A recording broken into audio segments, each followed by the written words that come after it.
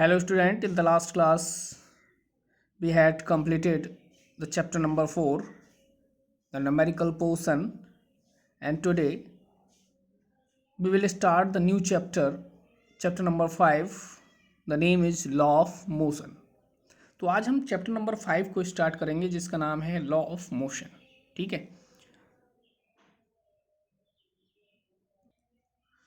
तो law of motion under this chapter we will study.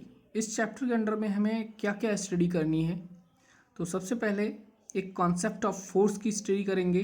Inertia क्या है इसकी स्टडी करेंगे. Newton's first law of motion. Momentum क्या है. Newton's second law of motion. Newton's third law of motion. Law of conservation of momentum and its application. Static and the kinematic friction. Law of friction. Rolling friction. lubricants. Equilibrium of concurrent forces. Uniform circular motion. Centripetal forces and its example. Vehicle on a level road and vehicle on a banked road. तो mostly इस chapter में हमें Newton's के law जो हैं उनकी study करनी है. कंसेप्ट ऑफ फोर्स की स्टडी करनी है. ठीक है. तो सबसे पहले हम डिस्कस करते हैं what is the force. Force है क्या. तो force is an external effort in the form of push and pull. Force क्या है. एक एक्सटर्नल एफर्ट है in the form of push and pull which produce और tries to produce motion in a body at rest और stop और try to stop a moving body. तो force क्या है. Force is an external agent या effort. ठीक है. Effort in the form of push और पुल which produces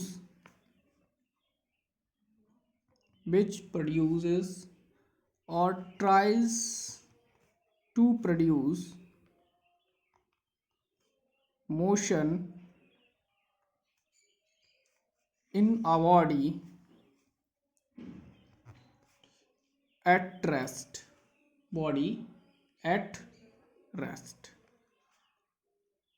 ठीक है. और मोशन भी कह सकते हैं. ठीक है. तो ये है फोर्स. अब फोर्स को हम डिनोट करते हैं डिनोटेड वाई. फोर्स को डिनोट करते हैं एफ से. ठीक है. फोर्स का यूनिट क्या होता है. What is the unit of force. तो यूनिट होता है इसका न्यूटन. ठीक है. SI unit. तो वैसे क्या होता है F equal formula M A. तो इसका न्यूटन हो जाएगा यानी ये है मास. तो फोर्स इक्वल होता है मास इनटू एक्सीलरेशन. तो मास को हम मेज़र करते हैं केजी में, एक्सीलरेशन को मीटर पर सेकंड स्क्वायर में. तो 1 न्यूटन किसके इक्विवेलेंट हो गया. 1 न्यूटन 1 किलोग्राम मीटर पर सेकंड स्क्वायर. ठीक है. ये हो गया. अच्छा ये वेक्टर क्वांटिटी है या स्केलर क्वांटिटी है. Force is a vector quantity. कैसी है. वेक्टर क्वांटिटी है. ठीक है. क्योंकि फोर्स की कोई ना कोई डायरेक्शन जरूर होती है. ठीक है. अब यहाँ हम डिफाइन करते हैं कि व्हाट इज द 1 न्यूटन. तो 1 न्यूटन इज फोर्स. ठीक है. या 1 newton force is that much force which produce an acceleration of 1 meter per second square. ठीक है. In a body of mass 1 kg.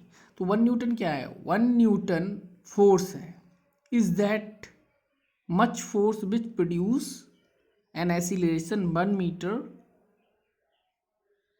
Second square 1 meter per second square in a body of mass 1 kg। ठीक है, तो ये 1 Newton को आप इस तरह से डिफाइन कर देंगे। ठीक है, इसका एक सीजीएस यूनिट और होता है, क्या है? सीजीएस में इसका यूनिट होता है डाइन। क्या होता है? डाइन। डाइन भी किसका यूनिट है? ठीक है, फोर्स का। तो 1 डाइन इक्विवेलेंट क्या होते हैं? 1 डाइन इक्विवेलेंट होता है इसका 1 ग्राम इंटू 1 सेंटीमीटर/सेकेंड स्क्वायर। ये 1 डाइन की वैल्यू है। ठीक है, अब relation between newton and dyne. Relation between newton and dyne. क्या रिलेशन होता है? 1 न्यूटन इक्विवेलेंट 10⁵ डाइन। ये रिलेशन होता है, याद रखेंगे। या हम लिख सकते हैं 1 डाइन इक्विवेलेंट 10⁻⁻5 न्यूटन। ठीक है, तो ये हो गया हमारा यूनिट।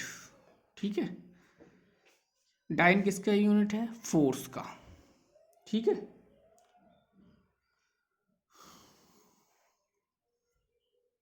अब टाइप्स ऑफ फोर्स की बात करेंगे। फोर्स 2 टाइप्स या 3 टाइप्स के या 4 टाइप्स के कह सकते हो। मोस्टली नॉन कांटेक्ट फोर्स कहो या कांटेक्ट फोर्स कहो। ठीक है, नॉन कांटेक्ट फोर्स में जैसे इलेक्ट्रोस्टैटिक फोर्स आएगा, ग्रेविटेशनल फोर्स आएगा।